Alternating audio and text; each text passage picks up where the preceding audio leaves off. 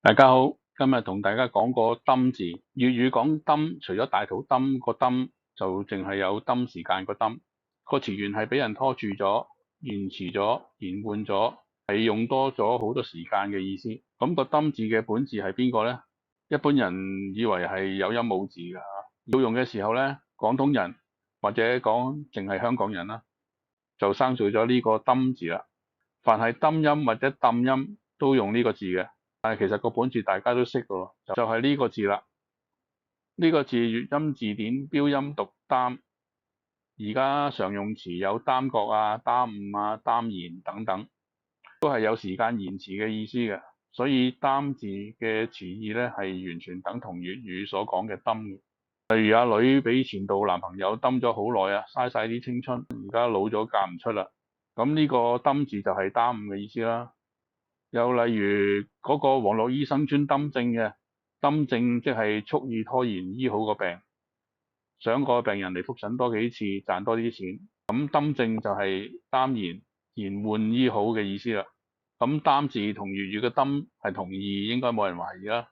咁字典話呢個字讀擔，究竟可唔可以讀抌呢？梗係可以啦。除咗歷時音變元音互換，長音嘅擔可以讀成抌之外咧，事實上根據韻書嘅語音咧，佢個粵音本來都可以讀抌嘅。睇下廣韻尋韻個切語係丁含切，下次粵音咧本來就係讀平聲嘅含啦，語音就係讀音平聲嘅抌啦。而家讀擔其實係俾舊時語音嘅人耽誤咗，先至搞到粵語本來有嘅本字變成粵語而家有音無字嘅假象。喺呢度還翻個本音俾呢個字寫成咁。不過所謂本音咧喺呢個意義上面咧，其實都係借翻嚟嘅，因為擔字本來係冇耽誤延緩嘅意思嘅。呢個意義嘅本字咧，其實係呢個字後嚟同擔字通㗎。而家耽於日落個耽本來就係呢個字，呢個字亦都係沉迷個沉通假字，沉迷於樂，所以又樂之久也，後世先有耽誤嘅講法。換句話講，粵語講抌本來係呢個從女從甚嘅抌字，但係既然而家已經通作呢個從以從人嘅擔字啦，個本字就唔再用啦。大家可以將擔呢個字作為抌音嘅可用本字。好啦，抌音講完，再講個抌音。開頭講過，而家香港人生做呢個字，既將佢讀抌，亦都讀抌。讀抌嘅時候咧，專用喺抌雞啊、抌蟛蜞啊、抌波鐘呢啲詞裏邊。咁而家知道讀抌嘅本字就係大家平時讀擔嘅字，咁擔會唔會除咗抌之外都讀抌呢？我哋先定義下個抌嘅意思先。粵語講抌咧係有下垂或者垂下嘅意思嘅，比如塊面啲皮膚鬆弛咗，下垂啦，就會講啲面皮抌落嚟。頭髮冇用噴髮膠定型，跌晒落嚟，會講頭髮抌落嚟。釣魚嘅時候垂條魚絲入水，就講抌條絲落水。換句話講，抌蟛蜞嘅抌就係垂條魚絲去釣蟛蜞嘅意思啦。講抌就有垂嘅意象係好明顯㗎啦。不過雞同波鐘又係點抌呢？首先講翻個雞先。粵語咧有好多種意思嘅，其中最普遍嘅係將機會個機講成雞，好似足球術語門前執雞，就係喺對方龍門面前執到個機會啊。又好似話唔好錯過機會，又會講咪走雞。而抌雞個雞其實即係機會個機，呢個機會好似抌蟛蜞一樣，係要放長條絲引誘獵物上釣嘅。抌雞通常出現喺賭博度，一方唔係淨係要贏，仲要贏好多，所以故意示弱，引誘對方咧以為有機可乘，就繼續加注，最終可能輸埋身家。呢種引誘對方越陷越深嘅做法叫做抌雞。咁抌波鐘咧，最初出現喺香港坊間一種叫做士碌架嘅桌球遊戲度。桌球個球咧，香港跟英語叫波嘅嚇，提供波台俾人租嚟玩嘅地方叫做波樓。波台係按時收費嘅，若果有人刻意拖延打波，令到有人要俾多啲鐘錢，就叫做抌波鐘啦。後嚟凡拖延令到對方有損失，都叫做抌波鐘。以頭先講過對抌字嘅用法同定義，相信大家都會諗到讀抌個本字就係而家讀擔嘅字啦。之前講過耽誤嘅本字係從女從甚嘅耽字，而從耳從廩嘅本意咧就係下垂嘅意思。睇下說文點講，耽字嘅本意係耳大垂，耳仔係動物身體容易觀察嘅部分，即係大耳朵咧就會垂，攞耳朵垂嚟泛指垂下係好合理嘅。既然耽字係垂下嘅泛稱，咁即係同垂下跳絲、垂下有理嘅耽字係同義嘅喎，亦即係話氹雞、氹棚棋本字同樣都係呢個耽字啦。有人或者唔信從義嘅耽字最後會用嚟做垂下嘅泛稱，咁我哋又睇下，同樣有下垂意義嘅耷字，垂低頭叫耷低頭，花朵下垂咗，我哋講做朵花耷咗。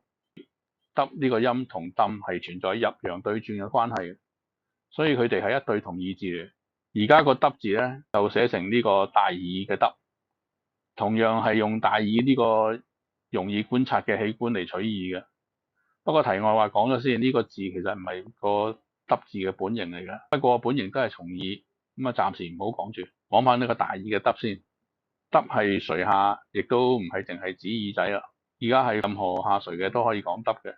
咁氹字同耷字都係從耳嘅，咁大家見到個氹字係從耳呢個耽字就唔使詫異啦。耽字另外又有拖延、延緩嘅意思，所以佢都係氹波中個氹嘅本字，咁大家都唔會懷疑啦。讀氹嘅時候個二聲符就寫成咁，將個耽字讀成氹咧，或者會有人非議嘅，因為韻書最多可以證明個字讀平聲嘅氹，證明唔到讀去聲嘅氹。係嘅，韻書係冇記呢個音嘅，但係韻書唔係為粵語寫嘅，粵方言嘅讀音韻書冇記，其實一啲都唔出奇，因為韻書唔涵蓋所有用緊嘅粵用字，就係因為咁先至需要啲有心人響韻書以外去正音。若果永遠淨係靠中古兩本韻書有冇收個音嚟決定粵語有冇呢個讀音咧，咁大部分嘅粵用本字咧都唔使旨意重見天日。揾本字只可以以韻書輔助，唔可以盡信韻書。韻書冇嘅，亦都唔代表唔存在。韻書證唔到嘅音，仍然可以以義正音。頭先一路喺用義上面推理，耽字嘅本義同假借義，在都指向粵語嘅氹字。就算韻書冇呢個去聲，我都夠膽話佢本義嘅讀音係讀氹。除咗以義正音之外，仲可以用意象正音。文字意象相同咧，就有同音之約。好似下機個意象就係讀等噶啦，所以凡有下機意象嘅字都讀等。好似橋等、一等樓、宮殿個殿都可以讀等，電機個電都係讀等。所以意象相同嘅未必係同一個字，但係必定有個相近嘅音。俾啲例子大家睇下，好似面皮鬆弛下垂。個氹就係呢個字啦，呢個字嘅讀音同耽角個耽，後發下垂就係呢個字啦。呢個字以音讀陽上聲，但係粵語咧逐上作去讀，呢個字嘅讀音就係讀氹啦，好接近音去聲嘅氹。古時又有一種蠻夷叫做擔耳，呢個字讀擔，本意同擔荷個擔，但係西漢嗰時咧就借用嚟指一種大耳嘅蠻夷。呢個唔係譯音字，擺明就係本意同大耳垂嘅耽字係通假字啦。擔、氹、耽呢幾個雖然係唔同嘅字，但係意象係一樣嘅，所以佢哋個讀音都係相近，屬於同源詞。而詞源就係從耳嘅耽啦。耽字因為佢係客觀可見嘅現象，好似狗仔隻耳大隻就會氹落嚟，係個普遍現象嚟嘅。所以用呢個字為下垂嘅泛稱，而呢個耽同呢個氹可以話係呢個氹嘅分公字，而呢個耽係通假字，佢哋係同一個意象嘅字，粵語都應該讀氹先啱嘅。通用就寫從義嘅氹啦。好啦，認同耽字可以讀氹，又可以讀氹之後咧，除咗水磨功夫、氹時間、無良醫生專氹症之外咧，仲有氹雞、氹波鐘、氹棚棋就係讀氹啦。老實講，讀氹嘅字唔多，如果有外文啊，要用到呢個音嚟做譯音字咧，都可以用呢個從義嘅氹字嚟寫嘅。好似香港有個西方傳嚟嘅估號碼遊戲叫做 Tombola， 香港粵語講做氹波乸，有時係咁寫嘅，而家就應該寫呢個氹波乸啦。今集講完個單音引出嘅擔音同埋揼音，咁其中個揼音係冇韻書去整音嘅。咁下一集繼續講冇韻書整音嘅揼，就係好古老幾乎消失嘅揼堆啦。